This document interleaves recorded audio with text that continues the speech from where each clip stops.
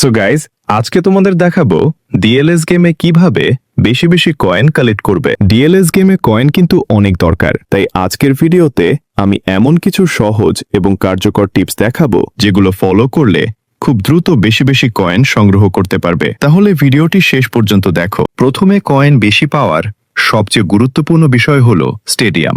আমি যা বলছি সত্যি বলছি, সবার আগে তোমাদের স্টেডিয়াম আপগ্রেড করো, কারণ স্টেডিয়াম যত বড় হবে ম্যাচ শেষে তত বেশি কয়েন রিওয়ার্ড পাবে। তাই অন্য কিছু করার আগে স্টেডিয়াম বড় করার দিকে গুরুত্ব দাও। 2 নম্বর টিপস, অনেক ধরনের ম্যাচ আছে, যেমন live match, division match, world cup ইত্যাদি। এর মধ্যে ডিভিশন ম্যাচ খেললে সাধারণত বেশি কয়েন পাওয়ার সুযোগ থাকে।